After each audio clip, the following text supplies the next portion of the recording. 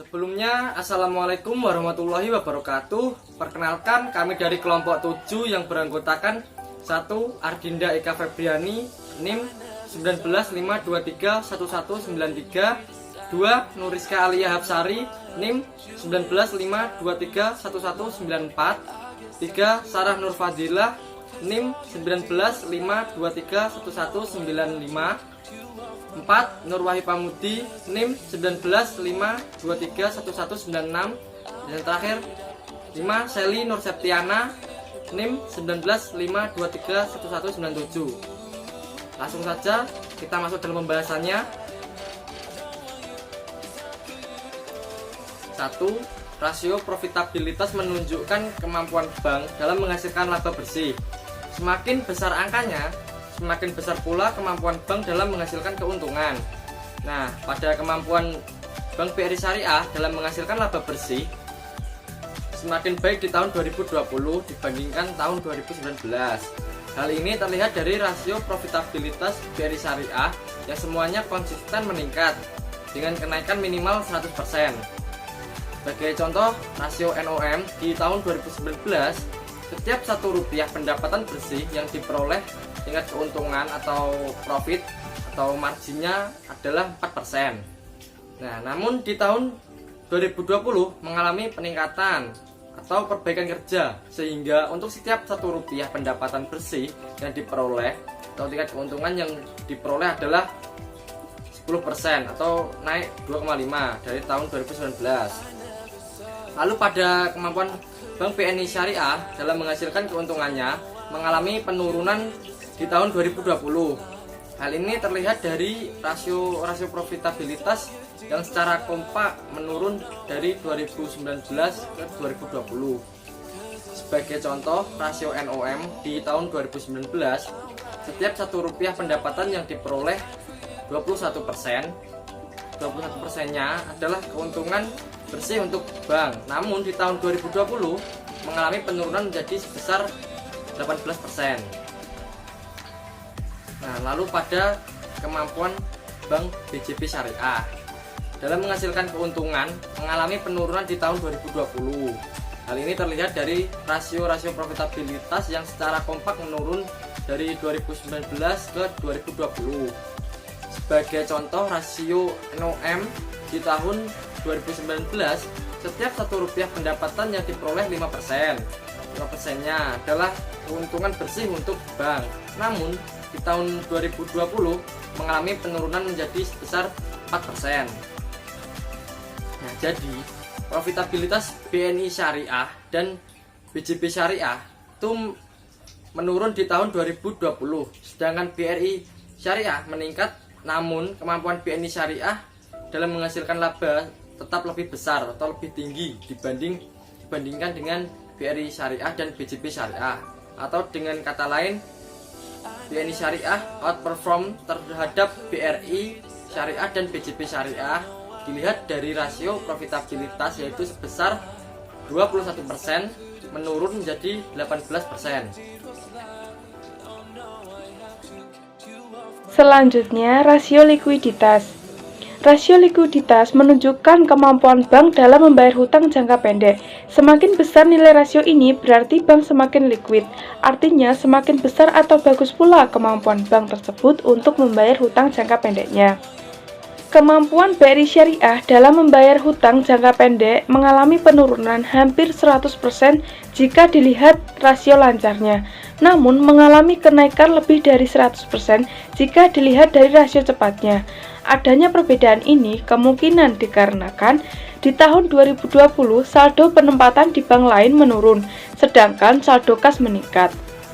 Di tahun 2019, Bank BRI Syariah mampu menjamin atau membayar setiap rupiah utang lancarnya dengan kas plus penempatan sebesar 0,56 rupiah. Namun di tahun 2020, kemampuan tersebut turun menjadi hanya sebesar 0,27 rupiah. Sedangkan jika dilihat dari rasio cepat, setiap Rp1 hutang lancar, bank mampu membayar atau menjaminnya dengan 0,03 rupiah kas dan membaik di tahun 2020 menjadi 0,07 rupiah. Maka dapat disimpulkan bahwa kemampuan BRI Syariah dalam membayar hutang jangka pendek masih bagus, meski dari sisi rasio lancarnya turun. Sedangkan BNI Syariah, kemampuan BNI untuk membayar hutang jangka pendek itu justru menurun di tahun 2020 jika dilihat dari rasio lancar dan cepatnya. Sebagai contoh, dari rasio lancar di tahun 2019, setiap Rp1 utang lancar dapat dijamin atau dibayar dengan Rp0,2 kas plus penempatan. Namun, di tahun 2020, kemampuan bank menurun menjadi Rp0,16 saja. Sedangkan pada BJB Syariah, kemampuan BJB Syariah untuk membayar hutang jangka pendek itu justru menurun di tahun 2020 jika dilihat dari rasio lancar dan cepatnya. Sebagai contoh, dari rasio lancar di tahun 2019, setiap Rp1 utang lancar dapat dijamin atau dibayarkan dengan Rp1 kas plus penempatan. Namun, di tahun 2020, kemampuan bank menurun menjadi Rp0,73 saja. Rasio FDR menunjukkan besarnya dana nasabah yang disalurkan dalam bentuk pendanaan atau pembiayaan. Menurut aturan dari BI, FDR Bank Syariah yang wajar ada di level 95-98%. Jika di bawah 95%, berarti bank belum mengoptimalkan dana nasabah dalam pembiayaan. Sedangkan jika melebihi 98%, berarti bank harus menurunkan jumlah pembiayaannya atau menaikkan saldo dana pihak ketiganya agar rasio kembali di rank 95-98%. Selama tahun 2019 sampai 2020, rasio FDR BRI Syariah masih di bawah batas normal penyaluran pembiayaan. Bahkan di tahun 2020 justru turun. Hal ini menunjukkan BRI Syariah belum mengoptimalkan potensi yang ada, sehingga sebenarnya justru ada opportunity cost di sana. Dana pihak tiga yang belum disalurkan tersebut memiliki potensi untuk menghasilkan pendapatan bagi hasil di masa mendatang, tetapi ini tidak disalurkan. Di sisi lain, pada umumnya bank harus memberikan bagi hasil ke pemilik dana pihak ketiga yang belum disalurkan tersebut. Bank BNI Syariah di tahun 2019 sempat melewati batas maksimum penyaluran dana nasabah dalam bentuk pembiayaan, namun turun drastis di tahun 2020 menjadi berada di bawah level wajar yang diperbolehkan BI. Sedangkan Bank BJB Syariah di tahun 2019 penyaluran pembiayaannya mencapai 99,8%. Maka Bank BJB Syariah harus menurunkan jumlah pembiayaannya atau menaikkan saldo dana pihak ketiganya agar rasio kembali di rank 95-98%. FDR Bank BRI Syariah dan BNI Syariah masih di bawah batas wajar FDR, sedangkan FDR BJB Syariah sudah di atas batas wajar dan lebih besar daripada BRI Syariah maupun BNI Syariah. Berdasarkan uraian rasio likuiditas di atas, terlihat bahwa Bank BJB Syariah memiliki kemampuan yang lebih baik dalam membayar hutang jangka pendek jika dibandingkan dengan BRI Syariah. Rasio solvabilitas. Rasio solvabilitas merupakan rasio yang menghubungkan kemampuan bank dalam membayar seluruh hutangnya dengan modal yang dimiliki. Jadi, semakin besar nilai rasio ini, maka semakin besar pula hutang yang harus dibayar dengan modal yang dimiliki. Sehingga makin besar nilai rasio ini, maka semakin buruk pula kemampuan bank dalam membayar seluruh hutangnya dengan menggunakan modalnya. Rasio solvabilitas Bank BRI Syariah mengalami kenaikan di tahun 2020, yang artinya semakin besar pula hutang yang harus dibayar dengan menggunakan modalnya. BNI Syariah mengalami penurunan pada rasio dana, sedangkan Bank BJB Syariah mengalami penurunan, yang artinya semakin kecil pula hutang yang harus dibayar dengan menggunakan modalnya. Maka dapat disimpulkan bahwa BNI Syariah dan BJB Syariah mengalami kemampuan yang lebih baik dalam membayar hutang dengan modal yang dimiliki daripada Bank BRI Syariah. Rasio aktivitas. Rasio aktivitas yaitu rasio yang menunjukkan seberapa sering aset yang dimiliki diputar dalam operasional bank untuk menghasilkan pendapatan. Semakin sering digunakan atau diputar berarti semakin produktif aset yang ada untuk menghasilkan pendapatan. Sebaliknya, jika jarang digunakan atau diputar, maka aset tersebut tidak produktif. Padahal nilai ekonomis terus turun setiap tahunnya, sehingga akan ada opportunity cost aset tersebut jika tidak sering digunakan atau diputar dalam operasional bank. BRI Syariah semakin sering dalam menggunakan asetnya untuk menghasilkan pendapatan, sedangkan BRI Syariah dan BJB Syariah justru sebaliknya. Dapat dilihat dari nilai rasio aktivitasnya yang naik di tahun 2020, sedangkan BNI Syariah dan BJB Syariah turun di tahun 2020. Meski begitu, nilai rasio aktivitas BNI Syariah masih lebih tinggi dari BNI Syariah dan BJB Syariah, sehingga BNI Syariah lebih sering menggunakan aset atau memutar asetnya untuk menghasilkan Rp1 pendapatan. Sebagai contoh, BRI Syariah memutar aset tetapnya sebanyak 1,37 kali untuk menghasilkan Rp1, dan di tahun 2020 aset tetapnya diputar 1,82 kali. BNI Syariah untuk menghasilkan Rp1 pendapatan, ia harus memutar aset tetapnya sebanyak 8,7 kali di tahun 2019 dan menurun di tahun 2020 menjadi sebanyak 3,64 kali saja.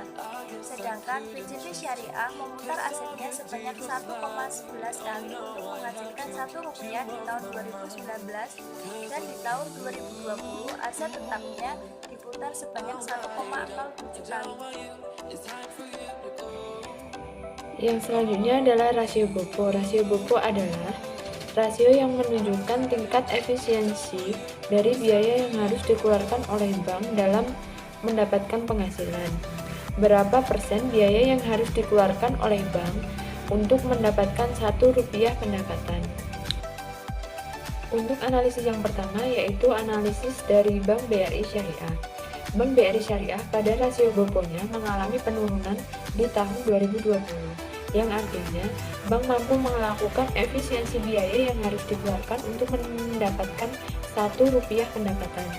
Dibutuhkan biaya yang lebih kecil di tahun 2020, meskipun biaya yang harus dikeluarkan masih pada level 90%. Untuk tahun 2019, setiap Rp1 pendapatan yang diperoleh oleh bank, biaya yang harus dikeluarkan sebesar 0,97, atau dengan kata lain, laba operasionalnya hanya sebesar 0,03 atau 3%. Sedangkan di tahun 2020, rasio ini membaik, sehingga untuk mendapatkan Rp1 pendapatan, bank hanya mengeluarkan biaya sebesar Rp0,91, atau dengan kata lain, bank dapat mendapatkan penghasilan atau laba operasional sebesar 0,09 atau 9%. Dapat dilihat dari rasio BOPO-nya pada tahun 2019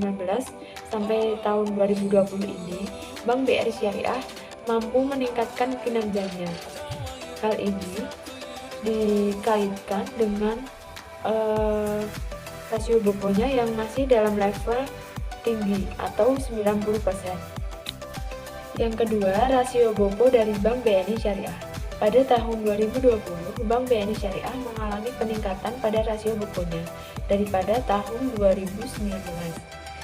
Artinya, untuk menghasilkan Rp1 pendapatan, bank harus mengeluarkan biaya yang lebih tinggi daripada tahun 2019. Dengan kata lain, terjadi penurunan kinerja efisiensi pengeluaran biaya operasionalnya. Di tahun 2019, untuk mendapatkan Rp1 pendapatan, Bank BNI Syariah hanya membutuhkan biaya Rp0,55. Dan pada tahun 2020, Bank BNI Syariah mengalami peningkatan dengan mengeluarkan biaya sebesar Rp0,6. Maka dari itu, laba operasional untuk memperoleh Rp1 pendapatan awalnya sebesar Rp0,45 di tahun 2019 menurun menjadi Rp0,40 di tahun 2020. Yang ketiga, analisis rasio buku dari Bank BJB Syariah. Bank BJB Syariah mengalami penurunan sama seperti Bank BNI Syariah pada tahun 2020 daripada tahun 2019, yang artinya untuk menghasilkan Rp1 pendapatan, bank harus mengeluarkan biaya yang lebih tinggi di tahun 2020, atau dengan kata lain, terjadi penurunan efisiensi dari segi biaya operasionalnya. Di tahun 2019, untuk setiap Rp1 pendapatan, Bank BJB Syariah hanya membutuhkan biaya sebesar 0,95. Namun, di tahun 2020, biayanya meningkat menjadi 0,96 Laba operasional yang diperoleh dari Rp1 pendapatan yang awalnya sebesar Rp0,5 di tahun 2019 menurun menjadi Rp0,4 di tahun 2020. Kesimpulannya, berdasarkan rasio BOPO ini, Bank BNI Syariah lebih efisien dalam mengeluarkan biaya operasionalnya daripada Bank BRI Syariah dan Bank BJB Syariah. Karena untuk menghasilkan Rp1 pendapatan, Bank BNI Syariah mengeluarkan biaya yang lebih kecil daripada Bank BRI Syariah dan BJB Syariah, yaitu sekitar Rp0,55 di tahun 2019 dan 0,60 di tahun 2020. Kesimpulannya, berdasarkan rasio-rasio keuangan yang sudah dianalisis di atas, dapat disimpulkan bahwa kinerja keuangan BNI Syariah masih lebih baik daripada BRI Syariah. Meskipun secara merata, kinerja keuangan BNI Syariah di tahun 2020 mengalami penurunan, sedangkan BRI Syariah mengalami kenaikan. BRI Syariah memiliki kemampuan likuiditas yang lebih baik daripada BNI Syariah. Namun, dari segi profitabilitas, solvabilitas, aktivitas, dan efisiensi biaya, BNI Syariah masih lebih baik. BJB Syariah memiliki kemampuan likuiditas dan solvabilitas lebih baik dari BNI Syariah dan BRI Syariah. Namun, dari rasio profitabilitas, aktivitas, dan efisiensi lebih baik BNI Syariah dan BRI Syariah. Kinerja bank terbaik dan terburuk. Bank terbaik di sini adalah BNI Syariah, dilihat dari 1. Rasio profitabilitas yang persentasenya lebih tinggi dari BRI Syariah dan BJB Syariah. Yang kedua, rasio solvabilitas dalam kemampuan hutangnya lebih baik dari BRI Syariah tetapi masih di bawah BJB Syariah. Yang ketiga, rasio aktivitas kemampuan BNI Syariah dalam mengeluarkan biaya untuk menghasilkan pendapatan lebih kecil dibandingkan dengan BRI Syariah dan BJB Syariah. Bank terburuk di sini adalah BJB Syariah, dilihat dari 1. Rasio profitabilitasnya paling rendah dibandingkan BRI Syariah dan BNI Syariah. Yang kedua, rasio aktivitas BJB Syariah tidak terlalu sering memutar asetnya untuk menghasilkan pendapatan dengan persentasenya lebih rendah dibandingkan BRI Syariah dan BNI Syariah. Yang ketiga, rasio BOPO BJB Syariah lebih tinggi dibandingkan dengan BNI Syariah yang persentasenya di tahun 2020 mencapai 96%. Saran untuk bank terburuk, sebaiknya Bank BJB Syariah meningkatkan pembiayaan untuk menghasilkan pendapatan. Yang kedua, sebaiknya Bank BJB Syariah harus lebih sering memutarkan asetnya untuk meningkatkan penghasilan. Cukup sekian presentasi dari kelompok kami, kurang lebihnya mohon maaf. Wallahul muwaffiq ila aqwamit thoriq. Wassalamualaikum warahmatullahi wabarakatuh.